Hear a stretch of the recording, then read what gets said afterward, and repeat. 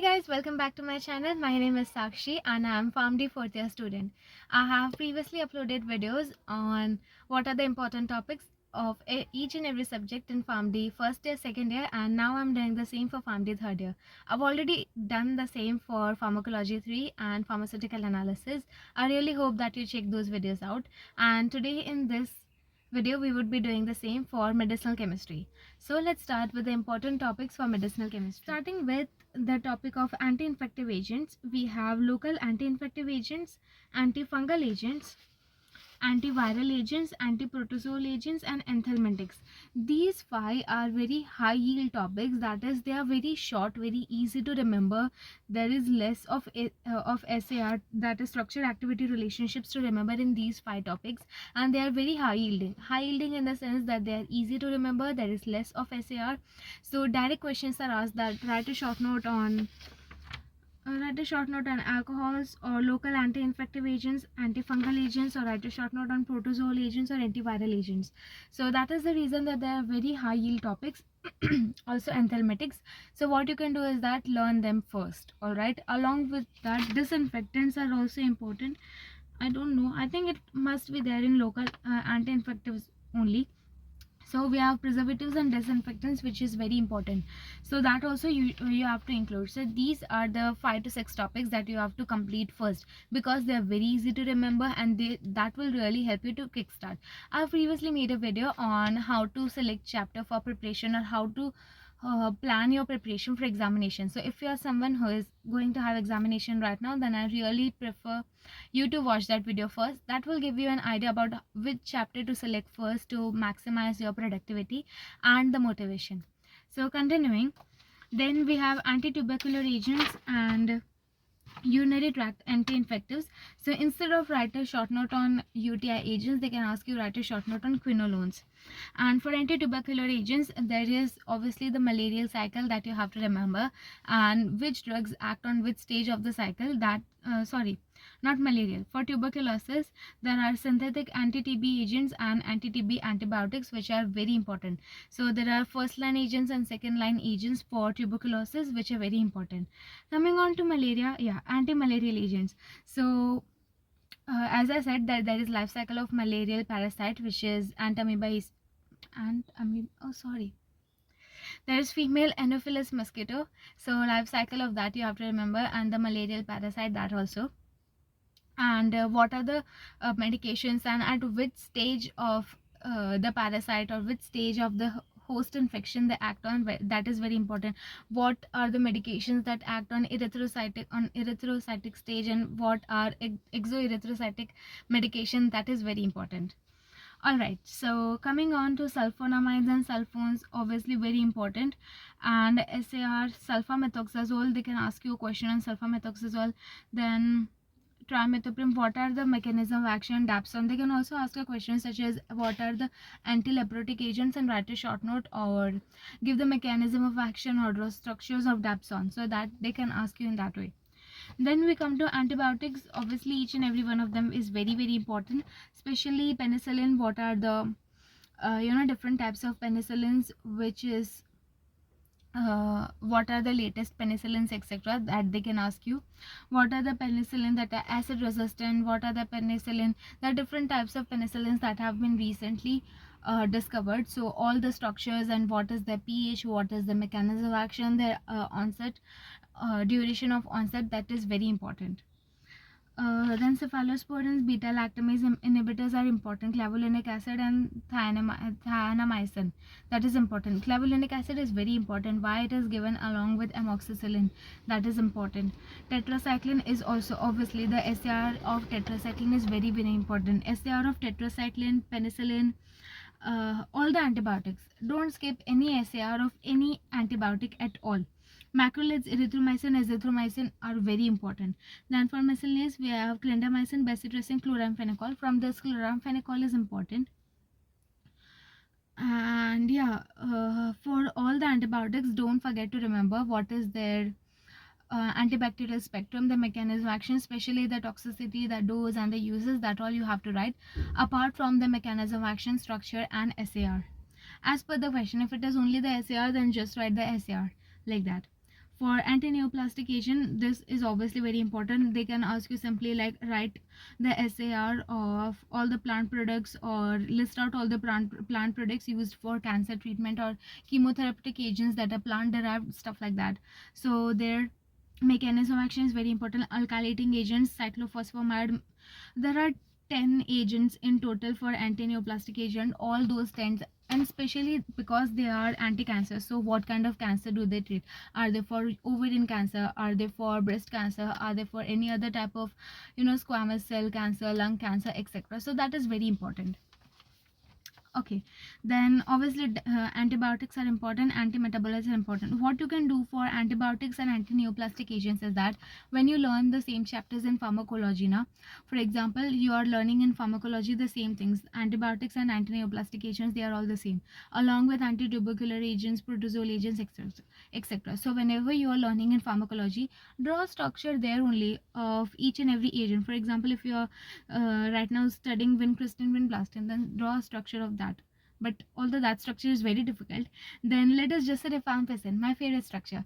If you are learning about rifampicin in tuberculosis, it is rifampicin in tuberculosis, then draw a structure of that. Okay, and first line, second line anti-TB agents, they are very, very important. And how to treat, drug resistant tuberculosis is very important. Malaria also, what are the drugs that are given as a protective factor, or to as a preventive factor, that is very important. All right, for cardiovascular agents, we have anti-anginal agents, vasodilators. This is easy, and again also for this also, mainly calcium channel blockers are very important. Remember the structure, SAR, the uses, and their side effect. You can write side effect for the entire class of calcium channel blockers are this, or the mechanism of action for calcium channel blockers. Then write the side effects, write the uses, and then you can, for specific drug, you can list out the specific characteristics of a drug, and then draw the structure or SAR if they ask you. Then anti-arrhythmic agents, the graph is very important, for which agent is used when, etc. Class 1, 2, 3, 4 are all important. Class 4 is again calcium channel blocker, and SAR of calcium channel blocker is very important. Beta blockers, propranolol, a short note can be asked. Propranolol structure is very good. Verapamil diltiazem structure is also very, very easy. For antihypertensive agents, again we have calcium channel blockers, beta blockers. ACE inhibitors is important, angiotensin inhibitors, losartan is very important. For adrenergic antagonists, it is not very important, but it would be good. Adrenergic agents and adrenergic antagonists, it is semi-important, I would say. Then for anti-hyperlipidemic agents, it is very, very important. What are the types of hyperlipoproteinemia? That is very important. Especially for hyperlipidemic drugs, what you can do is that there are so many classes of drugs, right? So what you can do is, which class is used to treat what type of hypertension, which type of type 1, type 2, like that. And in that also there are certain subtypes, type 2A and B, I think, like that. So which drug is used to treat type 2A, type 2B, that way. And also the prevalence, like what percent of population is having type 1, type 2, type 2A, B, like that. That is also very, very important. And especially obviously what are the side effects, rhabdomyolysis, all that. So you have to write the side effects and the dose if possible for each and every drug that is asked. And here also, here SAR is not that important in hypercholesterolemia or hyperlipidemic drugs, but the structures are very important. And SAR is very, very, very important for statins. Yeah, for statins the SAR is very important. They can ask a very famous question is that, write a short note on SAR of HMG CoA inhibitors. So like that they can ask you based on the mechanism of action. Warfarin is very important. Remember its SAR, structure, everything. Heparin also, I don't know why it is not written here, but heparin, warfarin, they are both very important. For hypoglycemic agents, obviously the class-wise hypoglycemic agent, how do they work, their structure, their SAR is very important, and especially the toxicity. Which of the hypoglycemic agents they cause hypoglycemia, which are better tolerated and don't cause hypoglycemia, which are the anti-diabetic drugs that have cardiovascular risk factors, or if there is a patient who is having cardiovascular risk factor, then what is the hypoglycemic agent that can be given to them. So that is important. A carbosmeglitol you can skip, but it is a carbosmeglitol, now it is just a half page topic, so I would prefer you to not skip that, because if you will add it to your answer, you will get an extra point. Okay, so yeah, for hypoglycemic agent, remember it, especially SAR of sulfonyl ureas is very important. So remember it class wise, because they can ask you class wise. For example, write a short note on biguanides, draw the structure of metformin, fenformin. What does the write down the SAR of sulfonyl urease, draw structure of tolbutamide, glipizide, etc. They can ask you like that. Then we have antithyroid agents, thyroid and antithyroid agents, which are very easy. Again, this chapter, that is thyroid and antithyroid, it is high yield, I would say, because it is very easy for I think antithyroid thyroid agents. For thyroid agents, the structures are very less, and all the structures are very small. They are just one ring or two ring also, I don't think so. It is just one ring structure. You just have to change the position of the groups, so it is really very easy. Diuretics, again, very important in both in pharmacology also and in medicinal chemistry also. So we have carbonic anhydrase inhibitors, SAR of diuretics, furosemide is very important. And also don't forget to mug up all the synthesis. Synthesis of furosemide, acetazolamide, synthesis of propranolol, tolbutamide, then synthesis of pamaquine, sulfacetamide, trimethoprim, chloramphenicol. Then we have isoniazide. Then we have ciprofloxacin, propranolol. I don't know if I said propranolol or not, but these all syntheses are very important. Okay, so for diagnostic agents, it is okay if you can skip it, it's fine, but it will be preferred that you don't skip it. As I said, that thyroid, antithyroid agents, diagnostic agents, these both of them, they are high yield topics, similar to ones that I said earlier, which was antiviral agents, anthelmintics, antiprotozoal, than local anti-infectives and azoles. So it is similar to that. It is very high yield if you complete them. Okay, then we have steroidal hormones. This is the longest chapter. I know it has only weightage of 5 marks, 5 hours, and mainly SAR is asked, but still it is very long. Okay, what are the synthetic and non-synthetic hormones? Write the classification, or with the structure define the SAR.